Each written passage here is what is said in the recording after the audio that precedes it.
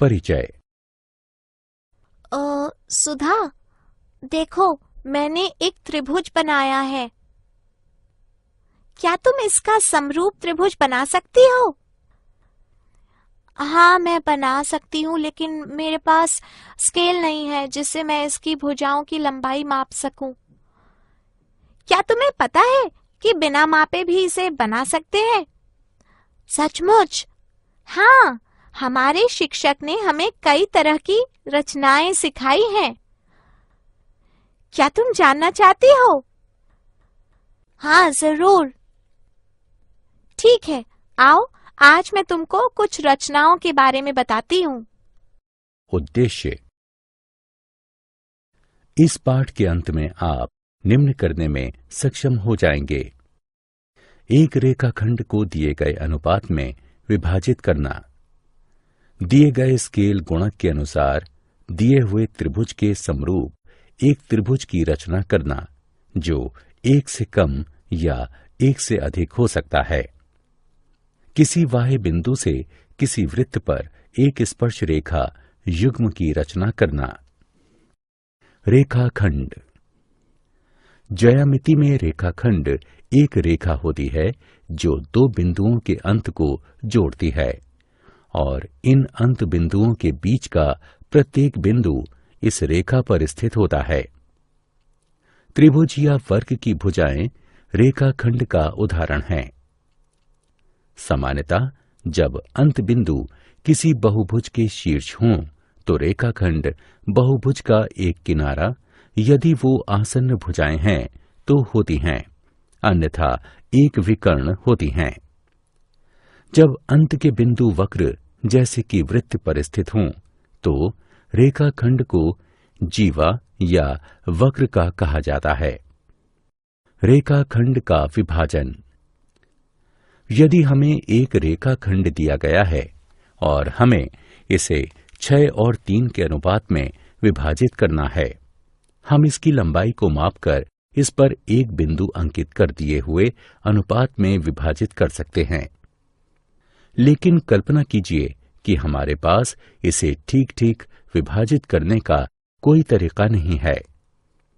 इसलिए हम किसी रेखाखंड को दिए गए अनुपात में विभाजित करने के लिए अगली स्क्रीन में दिखाई गई रचना का प्रयोग करते हैं। आइए सीखें। रचना प्रथम। रचना। किसी रेखाखंड को दिए हुए अनुपात में विभाजित करना। रेखाखंड ए बी दिया गया है। हम इसे m और n के अनुपात में विभाजित करना चाहते हैं, जहां m और n धनात्मक पूर्णांक हैं। मान लेते हैं कि m बराबर 4 और n बराबर 2। रचना के चरण। 1 किरण AX खींचिए जो AB से एक न्यून कोण बनाए। 2 अब प्रकार की मदद से m धन n बिंदुओं को अंकित करें जो कि AX पर 6 बिंदुओं A1, A2, A3, A4, A5 और A6 पर हैं।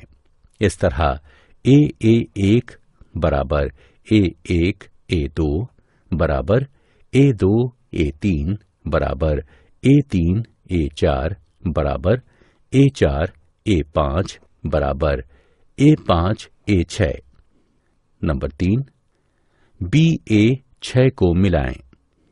4 अब चूंकि m बराबर 4, इसलिए A4 बिंदु से होकर हम एक समानांतर रेखा A6B A4 पर कोण AA6B के समान एक कोण बनाकर खींचते हैं जो AB को C बिंदु पर प्रतिच्छेद करती है।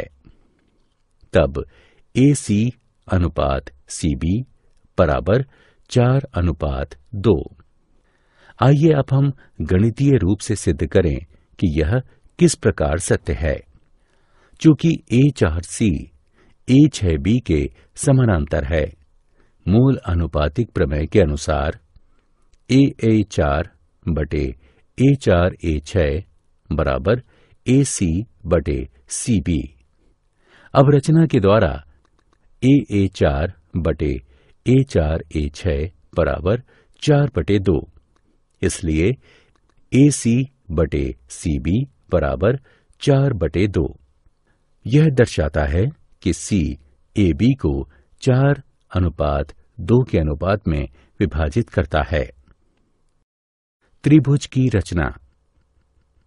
अब हम रेखाखंड के विभाजन का प्रयोग करते हुए त्रिभुज की रचना करना सीखेंगे।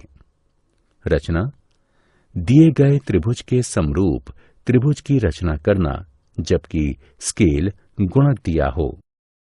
यहाँ स्केल गुणक का अर्थ है कि रचना किए जा रहे त्रिभुज की भुजाओं का दिए गए त्रिभुज की संगत भुजाओं से अनुपात। इसकी रचना के लिए हमारे पास दो भिन्न भिन्न स्थितियां हैं। पहली स्थिति में त्रिभुज की रचना दिए गए त्रिभुज से छोटी और दूसरे में त्रिभुज की रचना दिए गए त्रिभुज से बड़ी हो। इसे समझने के लिए हम कुछ उदाहरणों को हल करेंगे। उदाहरण: एक त्रिभुज ABC की रचना कीजिए जिसकी भुजाएं 3 सेंटीमीटर, 4 सेंटीमीटर और 5 सेंटीमीटर हों। एक त्रिभुज बनाएं जो ABC त्रिभुज के समरूप हो और उसकी हर भुजा त्रिभुज ABC की संगत भुजाओं की 2/3 हो। रचना के चरण: 1. 4 सेंटीमीटर का एक रेखाखंड BC खींचिए। क्रमशः B और C केंद्र और 3 सेंटीमीटर व 5 सेंटीमीटर त्रिज्या के साथ दो चाप खींचिए जो परस्पर बिंदु A पर प्रतिच्छेद करते हैं। AB और AC को मिलाएं। 2. एक किरण BX खींचिए जो BC के साथ शीर्ष A के विपरीत और न्यून कोण बनाए। 3. 2/3 में 2 और 3 में जो बड़ा है उसको चिन्हित कीजिए। BX पर B1, B2 और B3 इस प्रकार अंकित कीजिए कि BB1 बराबर B1 B2 बराबर B2 B3। 4. B3 C को मिलाएं। 5. संगत कोणों की रचना से B2 पर BC के समानांतर B2C' खींचिए जो C' में BC के प्रतिच्छेद के बराबर हो। 6. अब CA के समानांतर C' से जाने वाली रेखा खींचिए जो BA को A' पर प्रतिच्छेदित करे। त्रिभुज ABC' ही वांछित त्रिभुज है। उदाहरण द्वितीय: एक त्रिभुज की रचना कीजिए जो दिए गए त्रिभुज ABC के समरूप हो और इसकी भुजाएं त्रिभुज ABC की संगत भुजाओं की 5/3 हों, यानी स्केल गुणक 5/3 है। हल: एक त्रिभुज ABC खींचिए। हमें ऐसे त्रिभुज की रचना करनी है जिसकी भुजाएं समरूप त्रिभुज ABC की भुजाओं की 5/3 हों। रचना के चरण: 1. एक रेखा BX खींचिए जो BC के साथ न्यून कोण बनाए और शीर्ष A के विपरीत ओर हो। 2.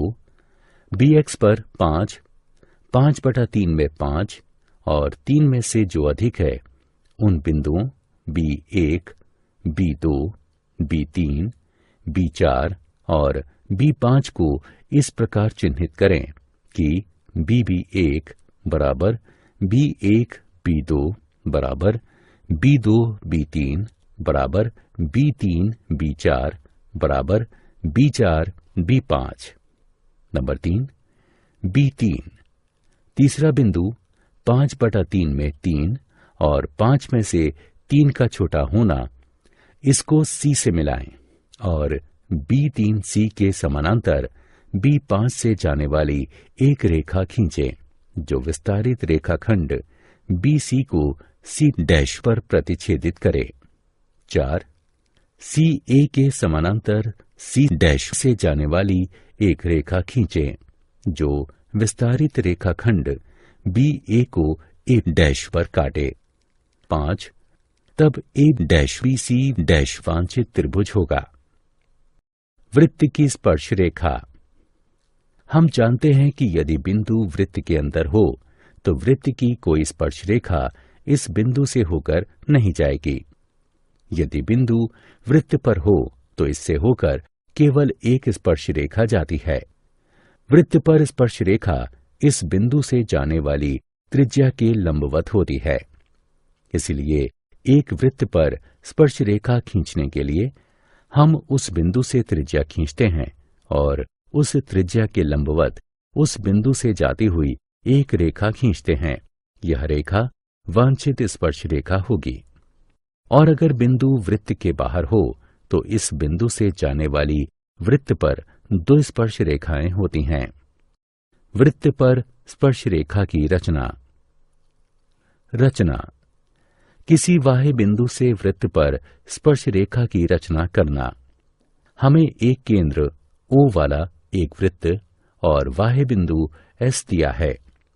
हम S से वृत्त पर दो स्पर्श रेखाएं खींच सकते हैं।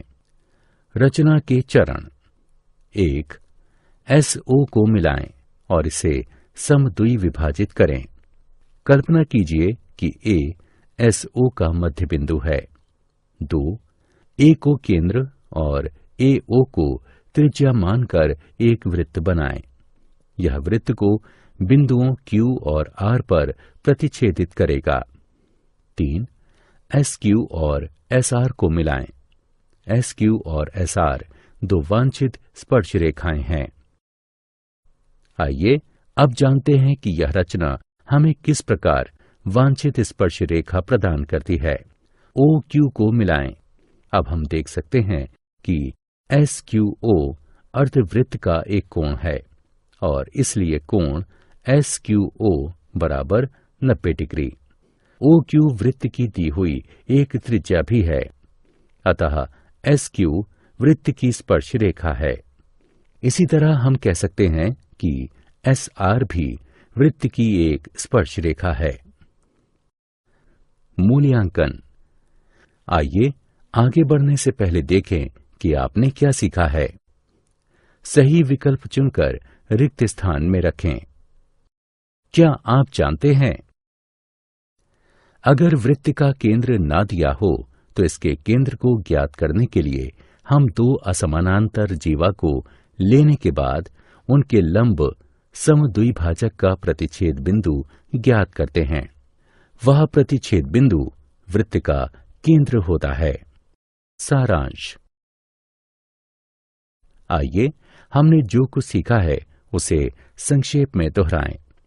एक रेखाखंड को दिए गए अनुपात में विभाजित करना, एक दिए हुए त्रिभुज के समरूप त्रिभुज की रचना करना जबकि स्केल गुणक दिया गया हो जो 1 से कम या 1 से अधिक हो सकता है। किसी बाह्य बिंदु से किसी वृत्त पर एक स्पर्श रेखा युग्म की रचना करना।